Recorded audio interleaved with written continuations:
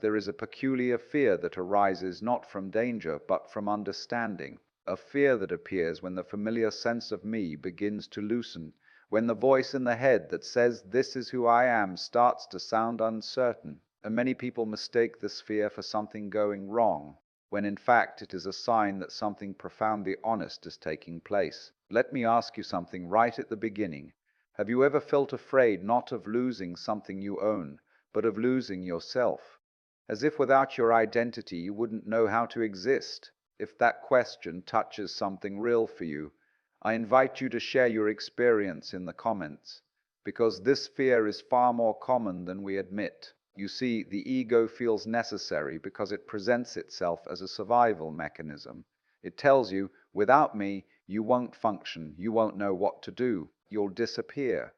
And because this voice has been speaking for most of your life, it sounds authoritative. But authority does not equal truth. The ego is not who you are. It is a pattern of thought that organizes experience around a fictional center. It is a mental image stitched together from memory, expectation, and social conditioning. And like all mental images, it is fragile. This is why letting go of ego feels terrifying. The mind equates letting go with falling into nothingness. It imagines a void where meaning collapses and control vanishes. But this fear comes from confusing the absence of control with the absence of existence. Look closely and you'll notice something important. Long before you had a self-image, life was already happening. Your heart was beating, your lungs were breathing, sensations were appearing. None of that required an ego. The ego arrived later as a commentary, not as a cause. The terror arises because the ego believes it is the manager of reality. It thinks it is the thinker of thoughts, the chooser of choices, the driver of the body. But this belief does not survive careful observation. Thoughts arise on their own. Decisions often appear fully formed before you are aware of choosing them. The body moves intelligently without instruction. When the ego senses that this illusion is being exposed, it panics, and it should be understood, not condemned. Fear is simply the ego's way of saying, "I don't know how to exist without control." Notice how fear always speaks in the future tense. What if I lose motivation? What if I become passive?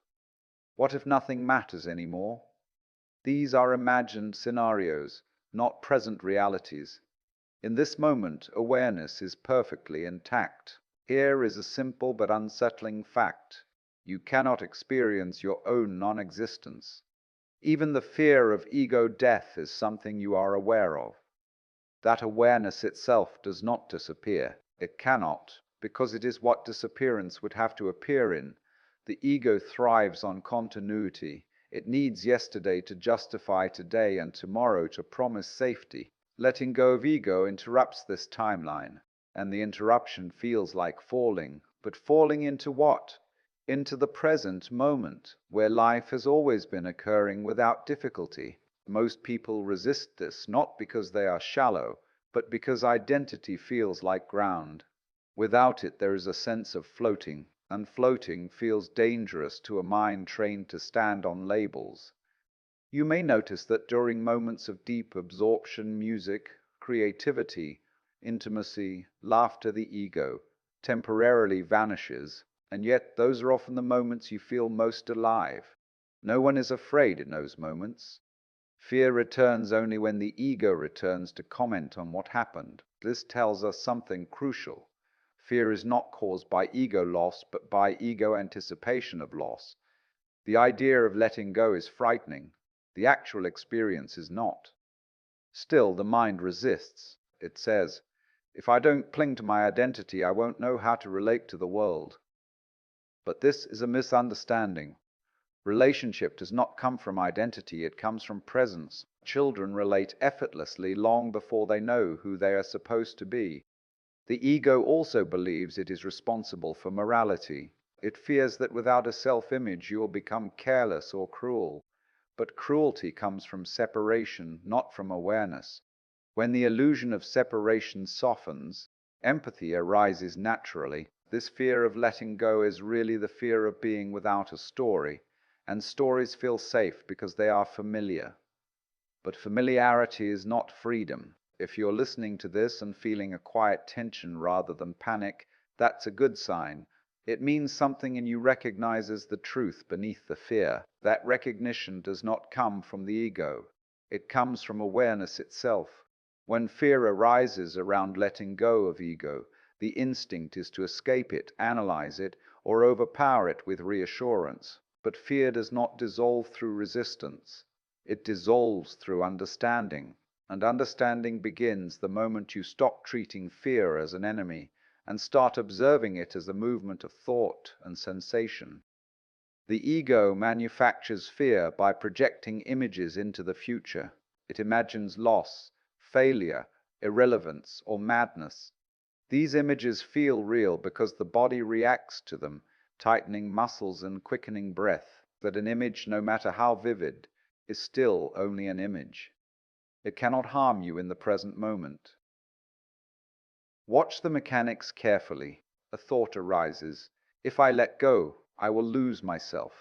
The body responds with tension. The mind then points to the tension as proof that the thought is true.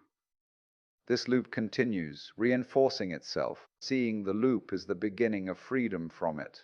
The ego insists on being necessary. It says, without me, you won't know how to act. But look closely at your own experience. How many actions happen without deliberate thought? You walk, you speak, you respond to situations spontaneously. Intelligence is already at work long before the ego claims credit. Fear intensifies when the ego tries to hold on to awareness itself. It wants to possess consciousness, to say, this awareness is mine. But awareness cannot be owned. The attempt to grasp it creates tension, just as trying to clutch water causes it to slip through your fingers. This is why surrender feels frightening. The ego equates surrender with defeat, but surrender is not collapse. It is alignment. It is the recognition that you do not need to control life in order to live it. Many people worry that letting go of ego will erase their individuality. But individuality is not produced by ego. It is produced by life expressing itself uniquely through different forms. A tree does not need an ego to be distinct from another tree. When the ego relaxes, personality remains, but it becomes lighter. You can play roles without believing they define you. You can disagree without feeling threatened. You can change without feeling that you've betrayed yourself. Fear also arises because the ego believes it is the protector against chaos. It imagines that without constant monitoring, everything will fall apart. Yet the universe has been functioning for billions of years without your supervision. This is not an insult, it is a relief. Notice how fear diminishes when you stop asking it to go away. When you allow it to be present without naming it as a problem, it loses its authority. Sensation is just sensation. Thought is just thought.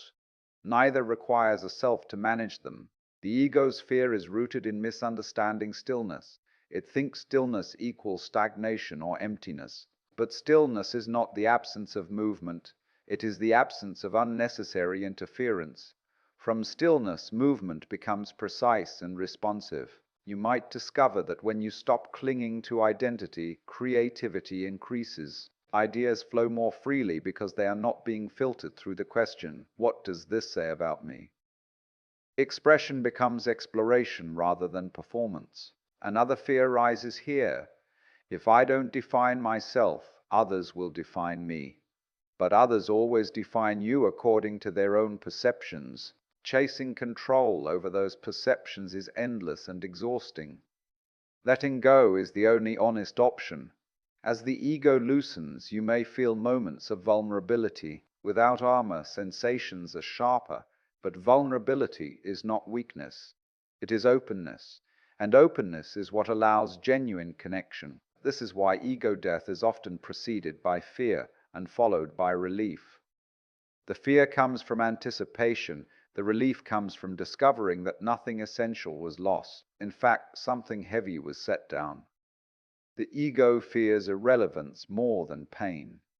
It would rather suffer meaningfully than disappeasefully. But peace does not require a witness who takes credit for it. When you stop clinging to me, life continues with surprising competence. Conversations happen. Choices are made. Love is felt.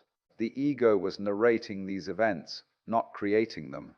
When the fear finally loosens, and it does, not because you force it, but because you understand it, you begin to notice what has been quietly present all along. There is a sense of being carried rather than driven, of participating rather than controlling. Life no longer feels like something you must constantly hold together. What remains when the ego relaxes is not emptiness, but trust. Not blind optimism, but a deep bodily knowing that existence knows how to exist. You stop feeling like a fragile object in a hostile world, and start sensing yourself as an expression of the very process you were trying to manage. This trust changes how you meet uncertainty. Instead of panicking at not knowing, you become curious. Not knowing becomes spacious rather than threatening. The ego wanted guarantees. Awareness only needs presence. You may still feel fear at times. Letting go of ego does not make you invincible. But fear passes more quickly now because it is no longer wrapped in a personal story. It is felt fully and allowed to move on. One of the most surprising outcomes is a sense of belonging. The ego was always trying to earn its place, to justify its existence. Without that struggle, you realize you were never outside life looking in. You were always included. This belonging softens the fear of death as well, when you no longer define yourself as a separate thing. The idea of ending loses its sharp edge. Change is still mysterious, but it is no longer alien. You see that life has been practicing letting go in every moment. Letting go of ego also transforms how you relate to others. Without the need to protect an image, listening becomes deeper. You respond to people as they are, not as reflections of your self-worth. Conflict becomes less personal and therefore easier to resolve. Action flows more naturally. You still make choices, but they are not burdened by the question, what does this say about me? You act because action is appropriate, not because it reinforces an identity. This is not resignation. It is engagement without friction. Like a skilled dancer moving with the music rather than against it, you participate in life with sensitivity instead of strain. The ego once believed it was the source of meaning. Without it, meaning seems at first to vanish. But what actually disappears is manufactured meaning, meat out of comparison and ambition. What remains is immediate meaning, the meaning of being fully present. You begin to see that happiness was never something to be secured in the future. It was obscured by constant self-reference. When attention returns to what is happening now, contentment appears quietly, without announcement. There is also a gentle humor in this realization. You see how hard you worked to defend something that was never solid. You can smile at your own seriousness, not with ridicule, but with kindness. Let me be clear, letting go of ego does not make life perfect. Pain, loss, and uncertainty remain. What changes is your relationship to them. You stop adding unnecessary resistance. You meet what arises with clarity rather than panic. And perhaps the most freeing discovery of all is this: you do not need to get rid of the ego. You only need to stop believing it is who you are. It can appear when needed and fade when not, like any useful tool. So if letting go of ego feels terrifying, let it feel terrifying. Do not rush past the fear. Stay with it long enough to see what it is made of. You will discover that beneath the fear is not nothingness, but openness. And in that openness, life does not disappear. It reveals itself whole, intelligent, and already complete.